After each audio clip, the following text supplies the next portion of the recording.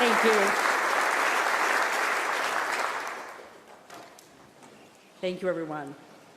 Before I start, I want to personally thank Ellen, our poet laureate, for sharing her poem today, and Alonzo for sharing once again on this chamber floor. Your voice, you are treasures here in the state of Oregon. Thank you so much.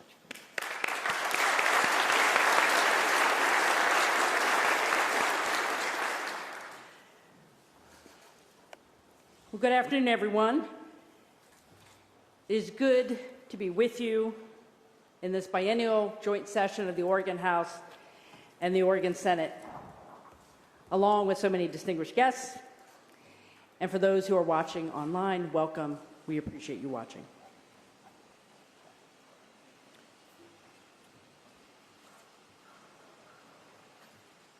One moment, please.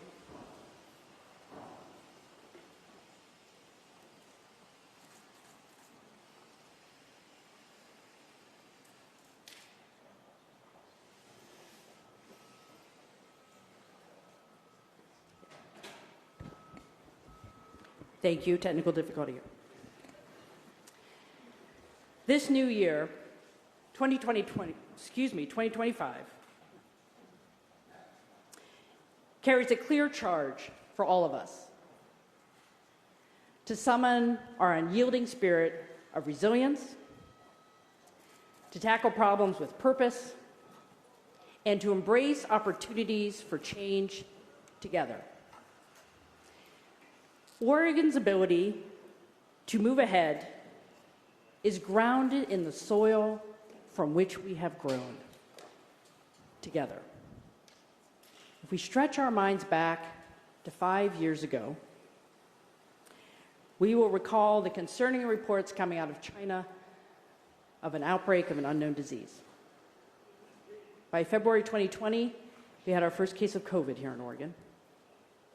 And later that year, we experienced the heartbreaking destruction caused by the 2020 wildfires over the Labor Day weekend. Those fires changed the trajectories of many lives and many communities. I bring up these enormous past shared traumas because despite everything, Oregon is still standing.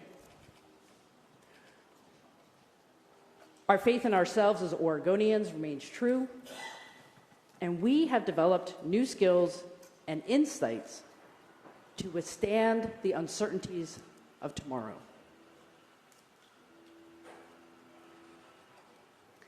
It is fertile soil indeed that we now take on the challenges in front of us and ahead of us.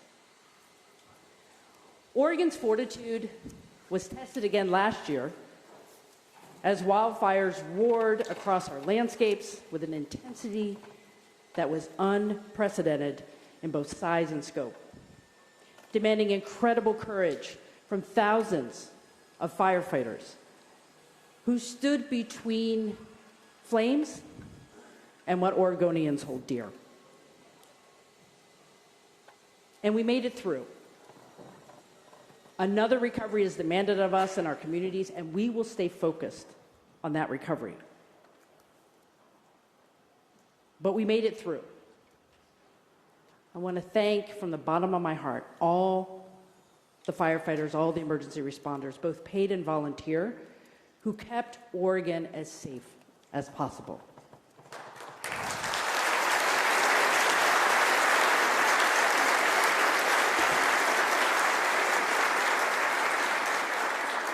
And I want to thank the legislators in this room for coming together, frankly, just a few weeks ago, for the shortest special session ever, to allocate the necessary funds to pay our firefighting bills before the year's end. Thank you.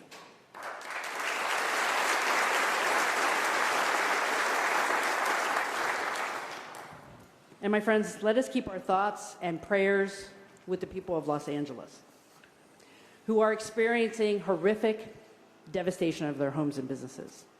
We know what this means. We are responding with mutual aid. 440 Oregon firefighters and 235 engines have been deployed there because that's what Oregonians do for our neighbors.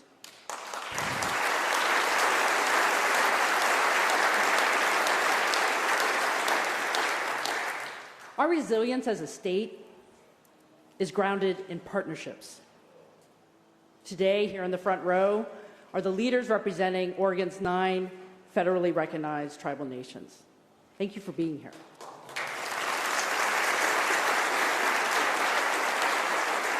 And thank you for what you do as sovereign governments to help your citizens as well as the broader community of your ancestral lands. We so appreciate that. Also, here today at my invitation are elected leaders from our county governments as well as leadership from the League of Oregon Cities. I am humbled and inspired by my partners in local government, public servants who are on the ground every day in their communities, meeting the needs of Oregonians. Thank you.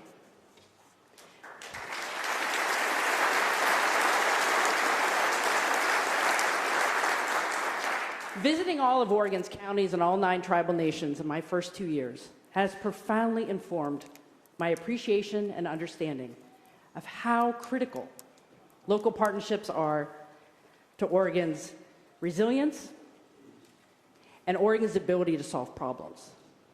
Thank you for what you do. Can't do it without you. Today, I am renewing a conversation with you about Oregon's future and how we build shared prosperity over the next 2 years. We are making progress, despite entrenched challenges. But that progress is fragile and requires all of us to be persistent and not get distracted. We are beginning to see a glimpse of a brighter horizon ahead. Let's focus on that horizon and be sure to keep our feet firmly planted on the road of hard work and partnership. So where are we and what's on the horizon? It will come as no surprise to folks here, I hope, that I will mostly speak about homelessness and housing, mental health and addiction treatment, and improving student success. I also want to touch on resilience in the face of climate change and about improving the business of state government. So let's start with homelessness and housing. First, I want to thank the legislature, local government, community partners for walking side by side with me to start addressing our crisis of homelessness and our housing supply deficit at the scale that is required to make a difference. From substantial new investment to new coordinated systems at the community level to a gritty can-do attitude, we have blunted the humanitarian crisis on our doorsteps. By this July, the actions related to the homelessness state of emergency initiated 2 years ago are projected to rehouse 3,300 households and prevent 24,000 households from experiencing homelessness in the first place. Our state shelter program now supports over 4,800 shelter beds to help people stay off the streets and have access to transitional stability. And we know housing supply is the long-term solution. Together, by July, the state will have financed 2,800 affordable housing units and provided infrastructure for over 25,000 affordable and market-rate housing units. The Housing Accountability and Production Office is now up and running to reduce barriers to production, and there are new tools for local jurisdictions to get more housing into production faster. It's a strong start, but only a starting point. According to the most recent federal point-in-time count data, homelessness has continued to increase across the nation. Recent federal data show that on average, the United States saw an 18% increase in homelessness between 2023 and 2024. Oregon came in below the national average increase at 13%. Our prevention efforts are making a difference. But I extended the homelessness state of emergency again last week because we still need an all-hands-on-deck urgency and administrative flexibility to meet the moment. So I was in Astoria this past November. When I took office, Clatsop County had the highest unsheltered homelessness rate per capita in the state. and virtually no capacity to meet the need. Now the county has 80 24/7 shelter beds, tighter coordination between its housing service providers, behavioral health providers, and law enforcement, and they are on track to produce 83 units of new affordable housing. That is incredible progress and a testament to what our local leaders are accomplishing. So thank you.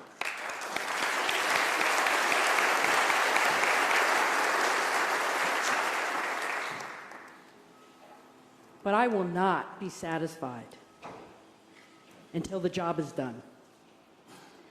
When I was in Clatsop County, I met with a single parent, a devoted father of 2 school-age children, who is living in the Columbia Inn, which is the motel turned shelter in Astoria.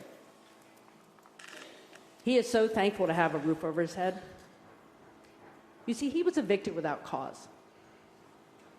His lease wasn't renewed, and even though he'd been paying his rent, he lost his home.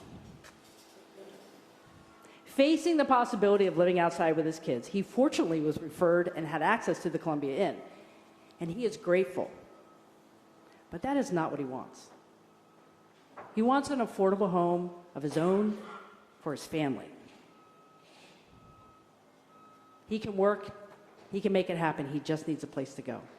But that is so very hard to find in his community and almost every community throughout our state. I would bet that every person in this chamber knows where they will sleep tonight, safely and comfortably. That is what I want for every Oregonian. I am impatient about the pace of progress, and some days just pretty angry that we're in this predicament at all, and that we can't move faster to get more housing built. So please, my friends, let's do more, let's be bolder, let's build more housing. To our local leaders, thank you for strategizing how to bring more land to the table and additional resources for planning and development. Like the conversation happening in the metro area, resources must both support homeless services and facilitate more production of affordable housing. In the weeks ahead, you'll hear more about my priorities in the legislative session to serve our unsheltered neighbors statewide and make even more progress on housing production. I implore you to take my budget recommendations and policy proposals seriously. Keep our collective foot on the pedal of progress and not deviate from the path to success that we have built together. Now to Oregon's mental health and addiction treatment system. We have to push harder to get Oregonians the treatment they need and deserve. I think we all know there's simply too much pain on our streets, in our homes, and in our schools. When it comes to the connection to homelessness, it's important to recognize that not everyone who is experiencing homelessness is dealing with a mental health or addiction challenge, but many are. Someone's ability to get and maintain treatment directly impacts their ability to get and maintain housing. And let's remember that the trauma of extended homelessness is devastating to a person's health and well-being. Although there's much yet to do, we have made some progress. Last year, after the finalization of a study I commissioned to understand regional treatment gaps, I identified a target of adding 465 new treatment beds by the end of 2026. There's now a public online dashboard so we can track our progress with the investments already in the pipeline. To strengthen the workforce needed to help more people, I have focused on eliminating the backlog at Oregon's health licensing boards so qualified counselors and social workers can get to work. My agencies have implemented the vision lawmakers put forward to fix Measure 110 with precision and intention, helping communities set up evidence-based deflection programs across the state. And I continue to support the Oregon State Police's efforts to get illicit drugs off our streets and hold drug dealers accountable.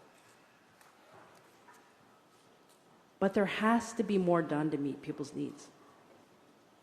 My recommended budget for the next 2 years continues to deploy a dual strategy of increasing treatment capacity and strengthening the available workforce, with $90 million for another 363 treatment beds and $50 million to bolster the provider pipeline and stabilize worker retention.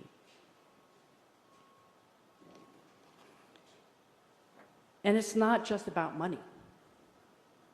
Complex problems rarely are just about the money. I want Oregon to do more intentionally and strategically to help individuals living with serious mental illness. Why is it okay that we watch very ill people harm themselves because we are unwilling or unable to get them the health care they so desperately need? There is significant interest in improving access to the Oregon State Hospital for individuals who are accused of crimes, most often misdemeanors. But people who are unable to get the help, they are there to get treatment because they need to be able to defend themselves in court. Today, unlike in the past, the vast majority of Oregon State Hospital patients are now there for treatment so they can go back to court to aid and assist in their own defense. It's nearly impossible to get long-term psychiatric hospital-level care through civil commitment or voluntary commitment because of the needs of the judicial system filling up Oregon State Hospital beds. We have to change this. Nearly 3 out of every 4 individuals at the Oregon State Hospital for aid and assist treatment were either homeless or in shelter at the time of their arrest. And 6 out of 10 aid and assist patients are diagnosed with schizophrenia or another psychotic disorder. I believe we can do a better job of coordinating shelter services with access to mental health care. And by doing so, help people stabilize before they decompensate and a crime is committed. By doing so, we will keep our communities safer, reduce the logjam at the Oregon State Hospital, and most importantly, meet the needs of our neighbors more humanely. Our systems of care need so much work. We didn't get here overnight, and it is complex. In my visits around the state and through many conversations with people doing the work, it's clear there are things that are making a difference. We just need more of them in more places. I know the Herculean efforts that community providers are making to meet the healthcare needs of Oregonians with serious mental illness. So for those who are listening, thank you. Please keep going in your work. So how about we renew our efforts on what can be and should be? My recommended budget to improve access to mental health care is a floor. Let's try to raise the ceiling as you go through the budget process. I believe we need to humanely improve criteria for civil commitment. Make sure community options exist to serve a larger civil commitment population, and dedicate permanent supportive housing with enhanced on-site services so more people have long-term living options that can support their health status.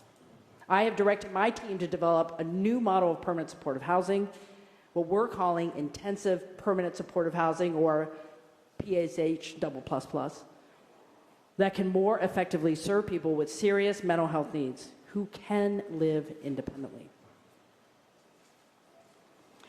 Finally, before I move on to education, I want to emphasize that we cannot overlook our children and our youth.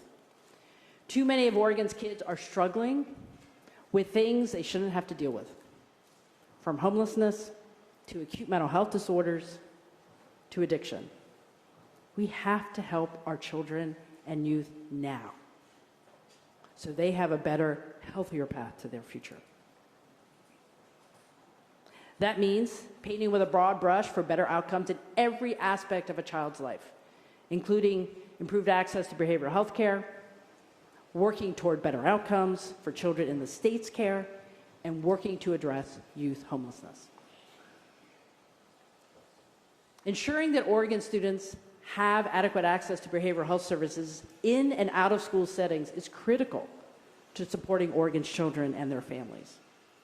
That includes specific supports for mental health and substance abuse, including targeted residential and community-based treatment capacity and suicide prevention programming. When a young person develops an addiction, we need residential facilities that can care for them and help them manage the factors that led them to substance use in the first place. The good thing is I know that there are many leaders in this room today who are here because they want to work on those issues. And I look forward to partnering together for more progress in this area.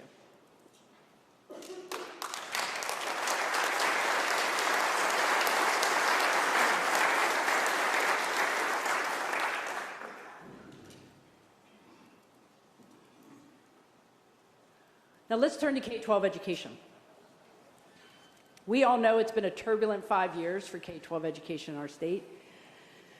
It's been a turbulent time for our students, our parents, and our educators. In fact, I would call our parents, students, and educators the true rock stars of resilience. To them, I say thank you. Thank you for your perseverance.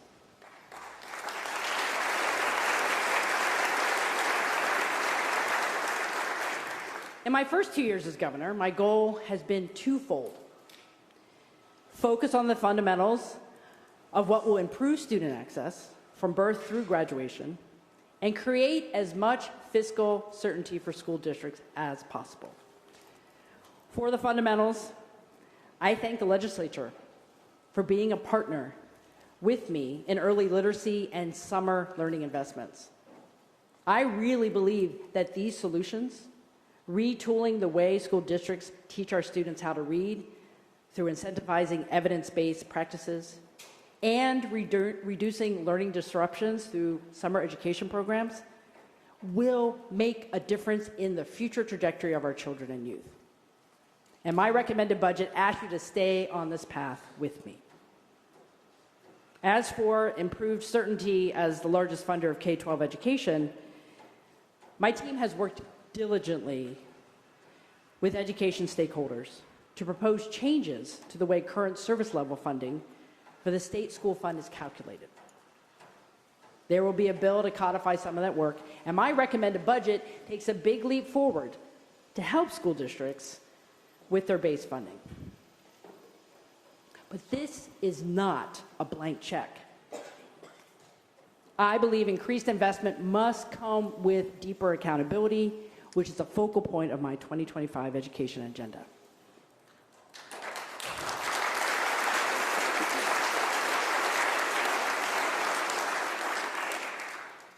I will be bringing forth a plan that will emphasize stewardship of resources, measurable outcomes, and transparency. It is way past time to untangle and reimagine a system that can serve every student seamlessly.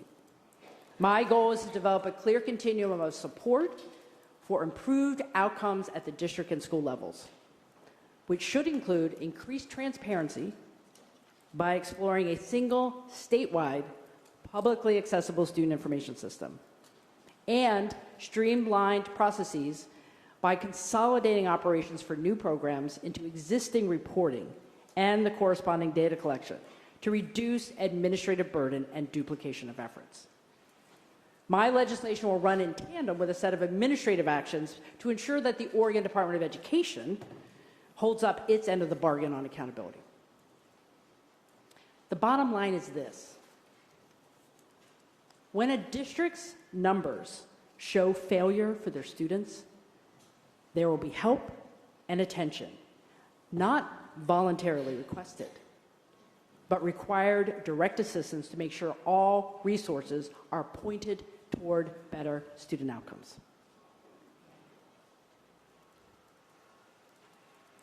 I'm surprised you're not clapping at that one.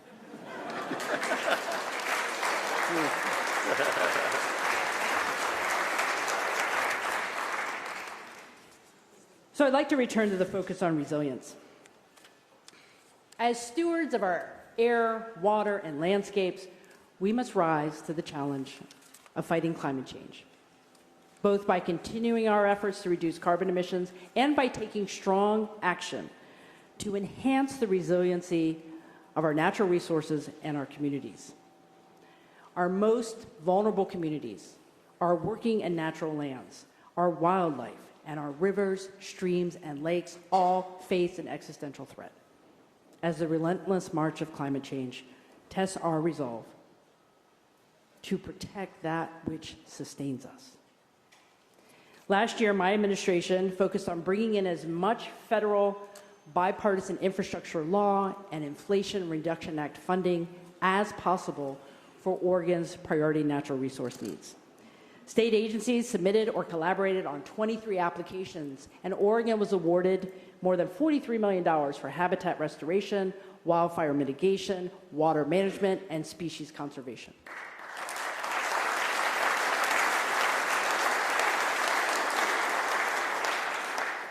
Oregon was also awarded nearly $90 million to expand solar for all.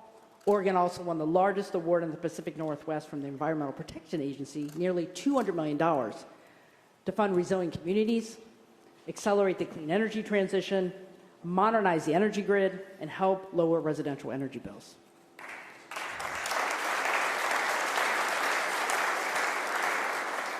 And on top of that, Oregon received $52 million through the National Electric Vehicle Infrastructure Program to create a better network of public fast chargers throughout frequently used highway corridors.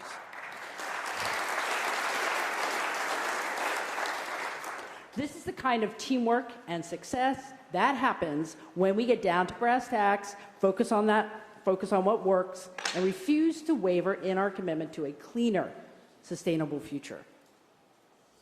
We're going to keep fighting climate change. And we also need to strengthen our defenses for the changes that are upon us. Last year's wildfire season was another potent reminder of that threat. The historic 2024 wildfires burned over 1.9 million acres and cost a record $350 million, over twice the highest fire costs in our history. Oregon needs two things to be better prepared. First, we need dedicated reserves to manage for substantial wildfire suppression costs in the future. And second, we need ongoing dedicated funding for wildfire mitigation and readiness programs. That's why my budget recommends $150 million from the ending fund balance to go to reserves instead of the normal allocation to the rainy day fund. Call it money for a very, very bad smoky day.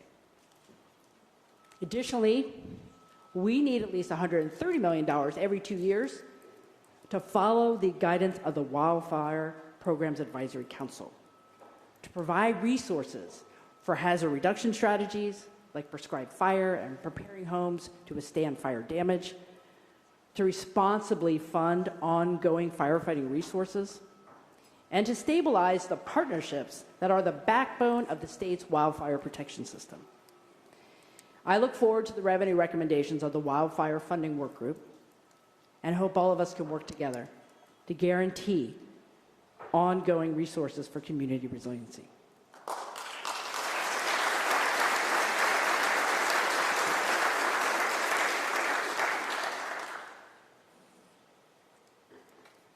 Before closing, I'd like to speak briefly about the state of state government. One of the reasons I ran for governor was my desire to help state agencies and their programs operate more effectively. I saw agencies buckling under the weight of the pandemic crisis and a significant expansion in lawmaker-directed responsibilities. I believe we needed to get back to the fundamentals of good governance. Within my first week in office, I sent a letter of expectations to our state agencies about improving our business operations. In my 2 years at the helm, I've hired more than a dozen new agency directors. Since setting specific expectations, agencies have made measurable progress in key areas of accountability. We now move 2 weeks faster in hiring, staff vacancy rates have fallen by a third, and employees are more engaged. Agencies have widely succeeded in their strategic planning around operations, emergencies, technology processes, and diversity, equity, and inclusion goals. And they have developed systems to track, report, and analyze implementation of Secretary of State audit recommendations. And there's a dashboard to track the progress on all of this. And our current project is to improve transparency and consistency in state agency rulemaking.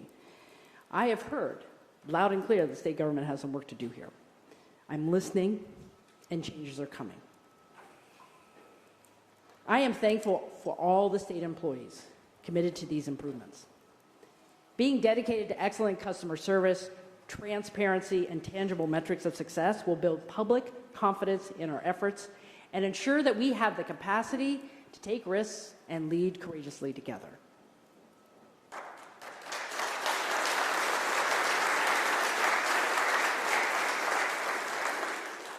So without a doubt, there are many things we need to focus on to realize the progress that Oregonians are demanding. We can't let up on the top 3 priorities that I started with: housing, mental health, and education. And we have to muster the stamina to find success on other issues as well. The executive branch just welcomed the Oregon Public Defense Commission to its agency ranks. Thank you, legislature. And I look forward to working with all of you, the legislature and the public defense community, to succeed in our constitutional obligation to provide every defendant with an attorney in a timely and cost-efficient manner. My administration is committed to meeting its obligations to improve child welfare outcomes at the Oregon Department of Human Services, including continuing to implement evidence-based programs to support parents and mental health and addiction prevention and treatment for families across our state. And finally, legislators are already well into the work to pass the transportation package. After completing an important statewide tour last year, thank you for listening and thank you for your commitment. I look forward to working with you to translate what you've learned into a legacy package to serve Oregon's transportation needs for years to come.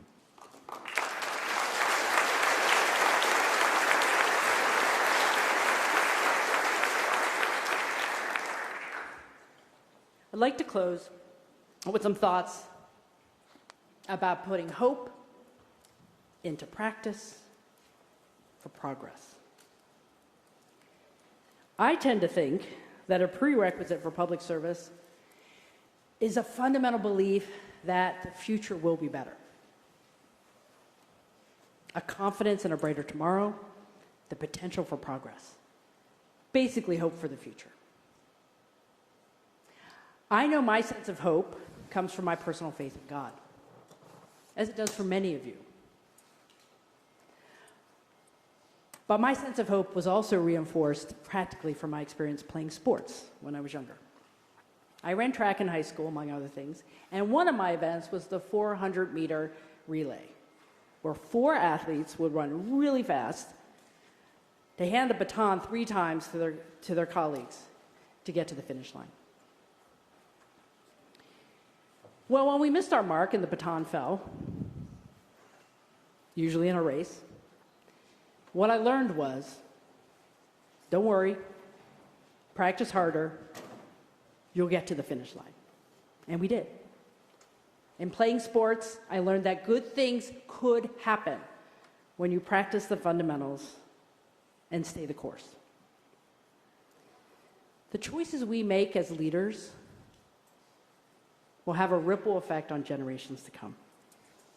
And the good choices will yield health, prosperity, and community resilience. We don't always agree on what those choices should be. But I encourage each and every one of us to rise above the maze of politics. It's false starts, circles, and dead ends. And see the path forward with one voice, speaking one unifying idea into existence. Improve the everyday lives of Oregonians in every part of the state. To move forward together, we must forge a shared path, one guided by focus, resilience, and the courage to take risks. We are all responsible for being part of the solution.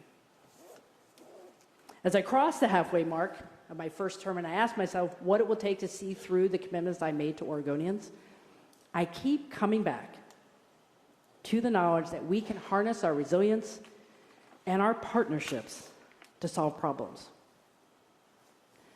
My work comes from a place of deep optimism that an answer actually exists for every problem. And if we just ask the right questions, listen and adapt, we can also solve every problem. In my office, we often remind ourselves that hope is not a strategy. But hope is necessary to stay the course and not give up. My focus continues to be doing the most I can to chip away at our challenges and help make Oregon a place where everyone can be successful.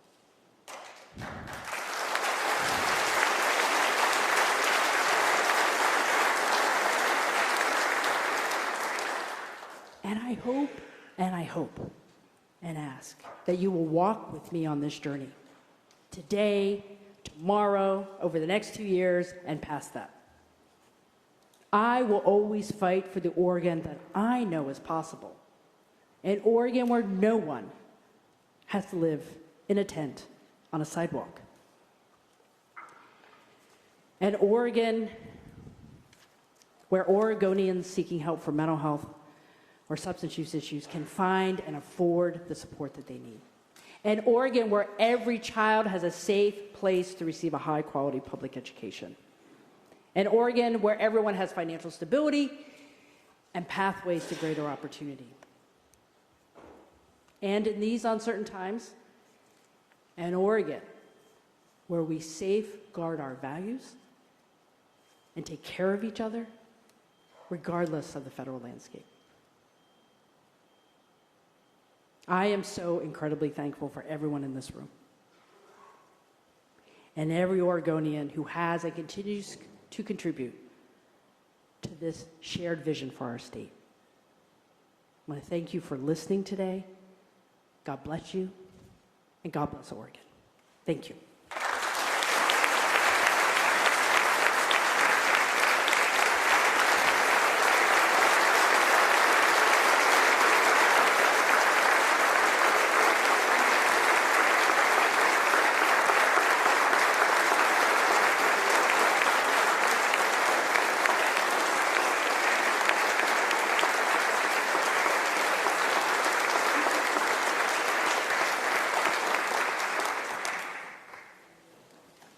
Thank you, Madam Governor.